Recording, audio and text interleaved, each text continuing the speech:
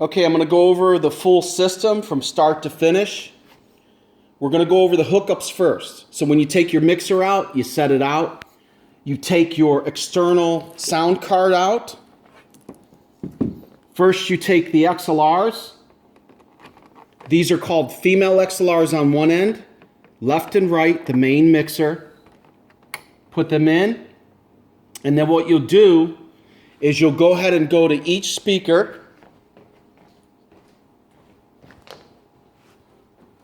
The other end of the cable is an XLR, male XLR. Goes right in here where it says input. I have the speaker set basically, if you think of a clock, it's at the 2 o'clock position. You have just your power cable. I suggest you get really nice extension cables to go off of this. Then you have the power. Go back to the mixer here. Next thing you'll do is you'll hook up your external sound card. So your external sound card is going to have a USB cable, just like this. The smaller end goes right in here, and it even says USB. Then you have main, left, and right RCAs. The RCAs go into channel 5 and 6. This is the only spot on the mixer that has the RCAs. You'll see right there, red to the red. The USB goes into whatever laptop. The USB, if you have a 3.0 on your laptop, make sure that you plug it into there. And then one of the first things you do to make sure that the sound card is recognized is you go into your computer, and where you have your speaker icon on the bottom, you right click it, you go into playback devices. Then this is the speakers that's typically on there. And then you'll see the DJIO. That's the external. If it does not have the check mark, what you do, I'll use this one since it's not done. Right click and set as default. Once it's set as default, it will check it. Press OK. Now you know that you'll have the laptop sound going through the system. Coming back over here, you'll take your microphones, XLRs, just plug them straight in. The first 4 are for microphones, as well as having, like you could set up a guitar right here. So that's your main hookups. And then what you do is when you power up your equipment first. So whatever microphones, anything that you have, laptop, everything, you power up your system. And then what you do next is you power up your speakers. Each speaker gets powered up.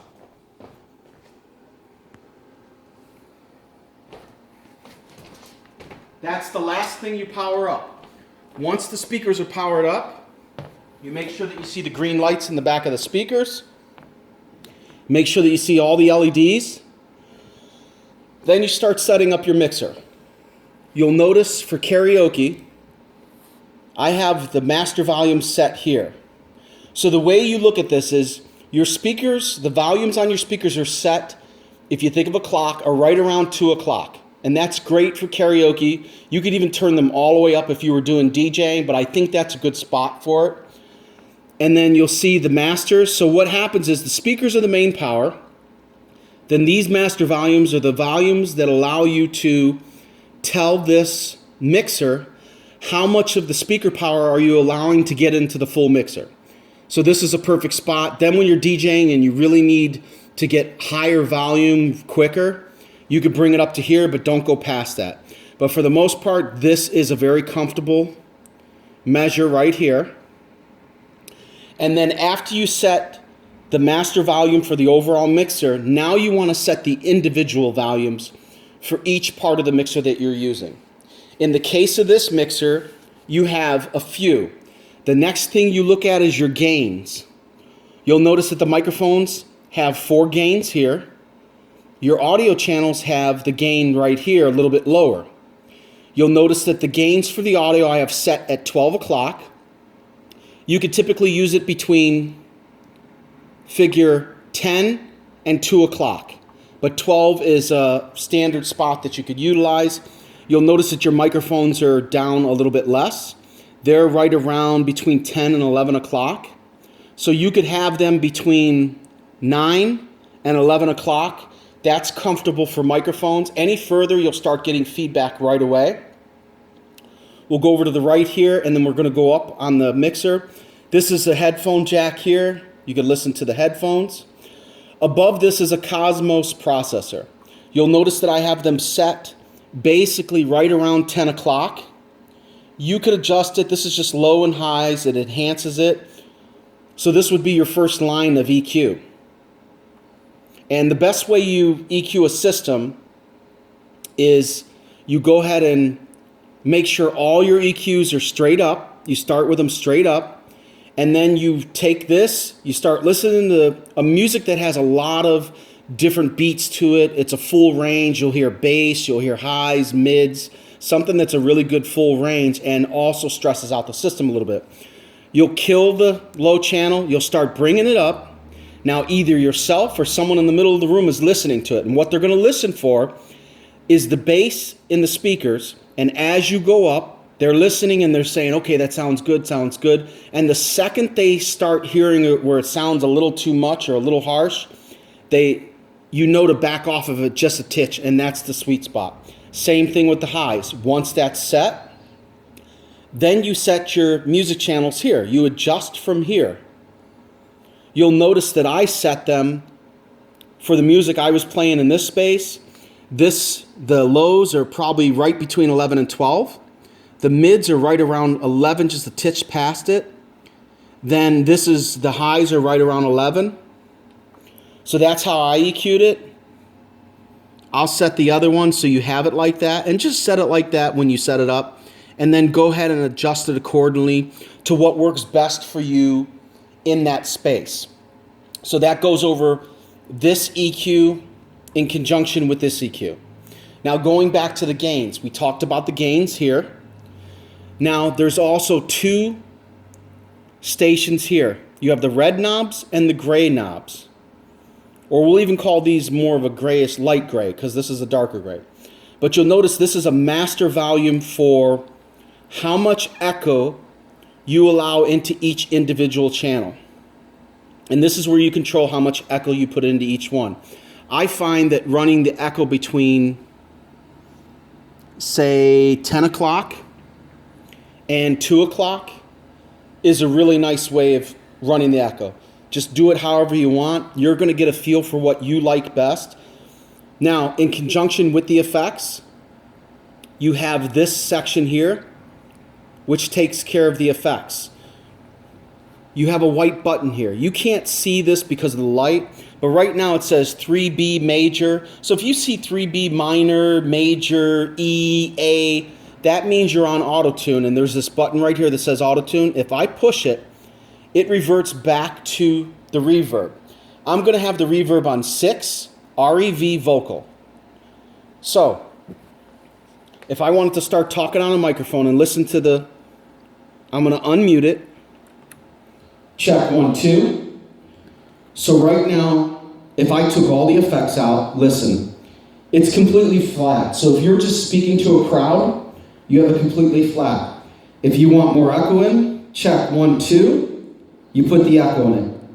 If you want a lot of echo, check 1, 2, completely changes the way it sounds. If you want to max it out, check 1, 2. Now I'll show you something else. Over here, in order to mess around with the echo, I'm on 6 right now. If I want to stay on 6 reverb vocal, I press this button on the right, and then it turns to time. What the time does is it's like a spring. It's almost like bringing up the echo, but it gives it a depth. Right now it's flat. Now let's listen to it all the way up. Check 1, 2. So hear the huge difference. It's setting how much it's echoing. Me, I personally just put it right around 24, and I think it's pretty good, but you can adjust it any way you want. Get used to it, to what sounds great for you. You set it. So there's 2 settings. Now let's say we wanted to change to another room.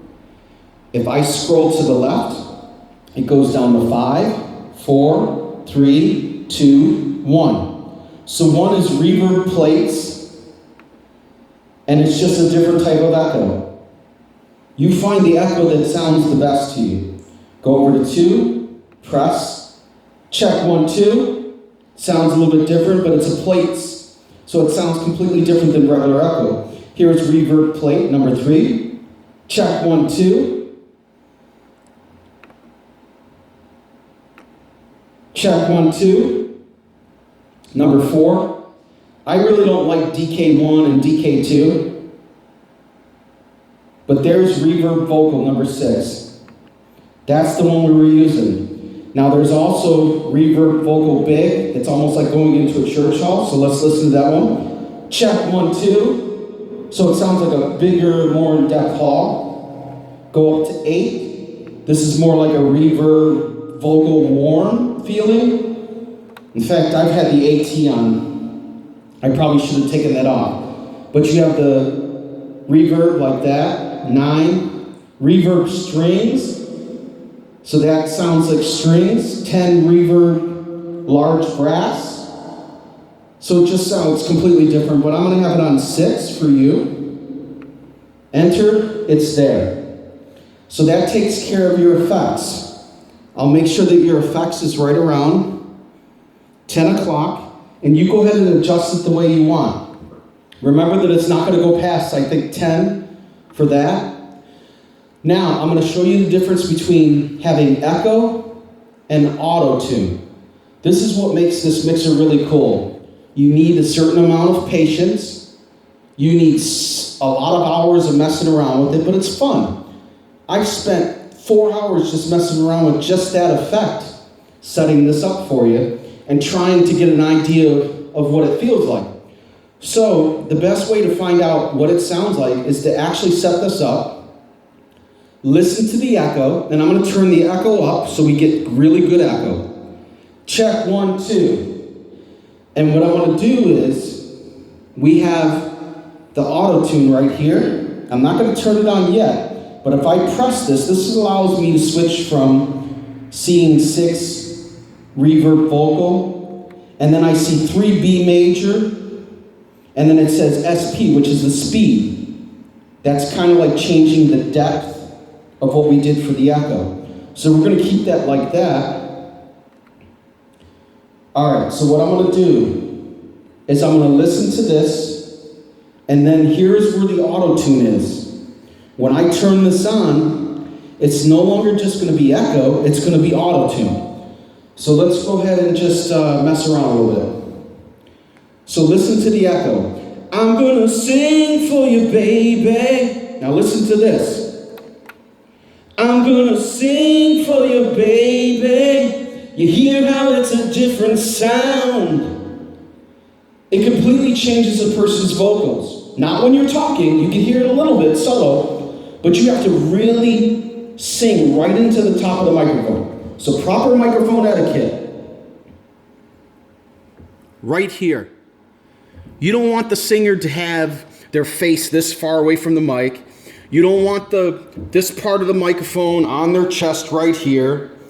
They need to speak directly into the microphone. Do not cup this. Have their hand a little bit further down. And for a really powerful singer, you can have them about 3 to 4 inches away from their mouth. But most of your singers you want right up on the element. That's going to help you where you don't have to do a lot of stress. When you turn this off, it just goes straight to echo. I want to hear some echo, baby. Just sounds regular. Auto-tune again. I want to hear some echo, baby. It really changes the vocals. And in order to, when you're on auto-tune and you want to try different things, remember to push this to change from seeing the reverb. You go over to here and you have you have C major. Check 1, 2, baby. And you notice I have the speed at 7. But if I press this again, I can change the key to C minor. Check 1, 2, D major. It's going to sound different no matter which one you're in. And then I can change the speed. If I go really low, it's going to give me more effects. Check 1, 2. I wanna sing for you, baby. Sounds totally, it's so cool. Something you definitely want to get used to. But I'm gonna go ahead and bring it back to 3. Is what we had it on. So right now, I have it on 3 B major, and the speed is 0. I wanna sing for you, baby. But if I started messing around with it, change the keys, change the speed, you'll hear it change. I wanna sing for you, baby. As you bring the speed up, what it's doing is it's correcting it quicker. So you don't have a lot of the lingering echo. I wanna sing for you, baby. I personally think it's better than echo, if you have it on 16 or something like that. But then you bring it down to 0. Have it on 3, make sure you go to where it says speed, go back down. That 0 is going to be the most effect. So you can do all sorts of stuff. I absolutely love the feature. Remember, when you're not using the Autotune, switch back over so you can see the reverb, turn off your Autotune, and then now you're back to just regular echo. And echo's not too bad either. So it's just getting used to it, and you'll absolutely love the board once you get used to it. Okay, next thing, I'm going back over to the right side of this mixer. Right above this section, or we'll talk about this section again. We talked about the master gains. You always want to make sure that this stays in the green. The things you're going to look for is when you have it unmuted, you want to make sure you don't see the red. And let me show you when it starts clipping, because I'm going to turn this up where I'm not supposed to, or maybe I'll do it here. Check 1, 2, check 1, 2, check 1, 2. So I can turn this up loud, it's not clipping. Let me tell you why it's not clipping. If I took this and did the same thing, watch it clip. Check 1, 2, check 1, 2. Check 1, 2. See how you start to see the red? Check 1, 2. So you want to make sure that you always stay out of the red here.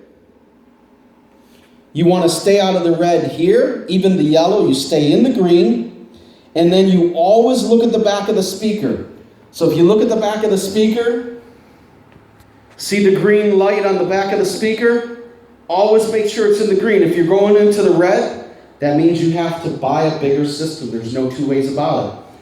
There's a reason why a lot of DJs and karaoke hosts say, oh, this system sucks, it blew up. Trust me, 99% of the time it's because they are running the system wrong. Okay, going back to the mixer. You have what's called a mic mute. So let's say you have 4 singers. And they're all on the microphones, and you need to mute that microphone. Instead of muting each one or turning down the volumes, you just simply, boom, you're done.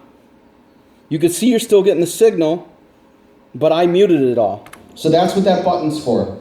You also have stereo and mono. If I set up the system with subwoofers and more speakers, I would probably set this over to mono. Stereo's fine. You can even put it in mono. I don't think it's going to make a big difference at this point.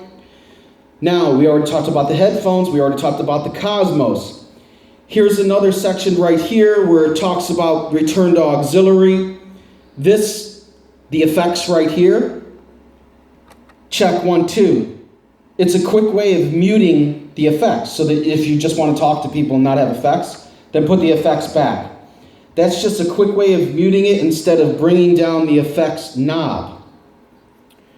You'll notice that this has a solo, which I believe the solo is for here. Like when you change to the solo, you're listening to it, and I do apologize, this is something you're going to have to look in the manual about. Something I normally don't mess with, but I'm sure that it's a feature that you might want to use in the future. You have right here, this is the master for your auxiliary knob. Now, what is an auxiliary knob? If you look up here, you have 2 different hookups. I could take an XLR and go to another powered speaker, lay it on the floor, and point it towards the singer, and now I have a singer monitor. Or I could take a powered subwoofer, plug it in, either one, and then what happens is I turn the master up. I probably put it right here, or maybe even right here. Just depends, just try it different ways. And then what it does is it tells me wherever I want to hear whatever speaker, I do that. So if you have a Singer monitor, the first thing you do is you have your masters all the way down when you're testing your vocals. So you can't hear my vocals. But if you had a Singer monitor and you started bringing it up and you're listening to it, you're testing it to find out where they're comfortable listening to it, and then you just set it right there. Then you bring in your mains, check 1, 2, you bring in your mains, and then if you want the music in the monitor, you could turn it up. Or if you have a subwoofer, you're never going to put this is always going to be down if you have a subwoofer, if you're using it for that. But the music channel, you'll be able to control the subwoofer separately and bring in that bass. Okay, going above this, we've already told you this is used for doing reverb, the effects. It's also used for the Autotune. Now there's a left knob, buttons here. It is also an MP3 player. You have the USB here. Have it over, the switch over to USB-A. Put whatever drive you want in. What it will do is instead of saying, in fact, you can't see it, but it will say, when it's not in use, let's bring it all the way down and see if we can get it to see the screen. It's because of all that glare that it's really hard to see it. But it says insert USB drive. That means that there's nothing in there. Once I insert the USB drive, it's just going to show me the folders. I'm going to scroll through. I have a folder in here. I know what it is. It's a certain disc. Once I find it, I press the button. It says, please wait, and it shows the first song. I can scroll through the songs, 1, 2, 3, 4, 5, 6, and so forth. So when I want to play it, I go ahead and press play. You'll see that the green light comes on. This is your channel for the USB. Right now, we don't hear anything. Why is that? But you can see the signal. The first thing you do, you take it off mute, bring this all the way down, start bringing in your song.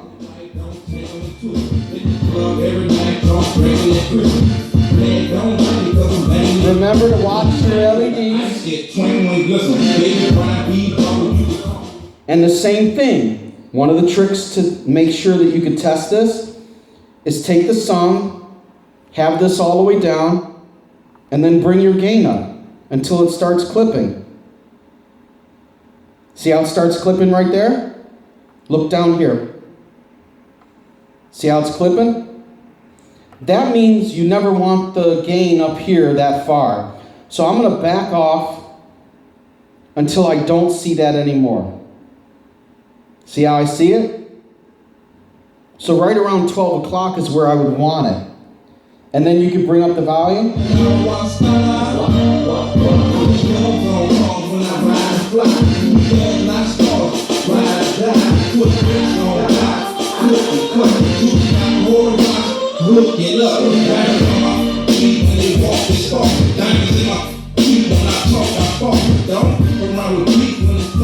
Now you see how you saw the clip? These are the things you want to watch for. It didn't matter that this was still in the green. Watching one of them does not mean you're safe. You have to watch this, you have to learn to watch this, and you have to watch the green light on the back of the speaker. I looked at the speaker when we had this up loud, and I didn't see it go in the red. So the speaker was fine. But this board is telling you that you're stressing it out, and you basically just have to respect the limitations of a system. Okay. When you're done with the USB, stop your song. Always mute your channel when you're not using it. Whenever I'm not using anything, it's going to be completely muted. I'm done with the USB drive. Go ahead and pull it out. Another feature that it has is Bluetooth. You switch this over to Bluetooth. You push this on, and you know the Bluetooth is working when you see this. Then you go into the settings of your phone, iPad, whatever device has Bluetooth capabilities, and you look for it. It will even most likely say Peavey Mixer. I went into it and it said, give a password. It said put in 000 or 1234. I tried both, it didn't work. Gonna have to look in the manual or talk to the techs. I'm sure this is an easy fix, but it does require a password to get in it, which I actually think is pretty cool. Most Bluetooths don't ask you for a password. And what happens is, you can have a bunch of yokels with their phones trying to mess around with the DJ, and they'll try to get in and cause some trouble. So when you're not using it, make sure you turn it off. Remember to put it back over to USB-A, and you're good to go. Now you have another section here. This is actually for recording. There's a USB on the back here that you could do a recording software. You could set up the recorder where you go in and out on an external, it's like an external sound card. There's a few ways you could do it. This is something that you'll go over to later point with the text and so forth. It even allows you to switch from A to B as far as listening or recording. And then you have the knobs for it and so forth. Above this is another audio channel. So you not only have 1, 2, you also have another channel here, which is a very simplistic channel. You could plug up something right here, 1/4 inch, dual 1/4 inch, and then just have, you really have no EQ. This is something that's just gonna be simple. You're bringing it in. Chances are you probably won't use it, but it's a great backup. Next to this is phantom power. What phantom power means is when you are setting this up, you turn this on, and this is if you have condenser microphones or something that requires phantom power. Most likely you won't have it on until you absolutely know that you need it. That goes over this section of the mixer. Now we're gonna go back over this real quick. You have your masters, right and left outs, and then this is just another form. If you only had 1/4 inches, you could use that. We talked about this being the inputs for another audio channel, the auxiliary that allows you to hook up a subwoofer, separate subwoofer or monitor, the USB channel for the thumb drive. You have the ability to not only on this channel do RCA, but you could do 1/4 inch, and you could do the 3.5 millimeter. And oddly enough, the RCA actually sounded better for us than the 1/4 inch. I tried it both ways. All your microphone inputs, you can use XLR or 1/4 inch, but I'll tell you right now, XLR is the way to go. You could switch this on this channel, turn on, this is a preamp for the guitar. You could do that, hook up a guitar here, and now you have a guitar channel. This is the first in the world that's like this. Then, of course, we went over the microphone channels and so forth. There's a little bit more to the mixer, such as your high-pass filter that just takes out the bass. Try it with and without it. Down here is an EQ bypass, believe it or not. When I bypass this, it almost sounds like it's better, but everyone has a different preference. Always remember your mute buttons. Always remember your clip lights when you're messing around with the mixer. And the front of this, you're not going to use this because you have a mixer. This is if you didn't have a mixer, that's for a headphone and a microphone. Okay. That's pretty much it. Don't be afraid to use it. Always make sure you remember one very important thing. When you're done using the system, you power it down in reverse. You power down the speakers first, and then you power down the rest of the components. And then when you power it up, you power it all up first, and then the speakers last. Always remember that.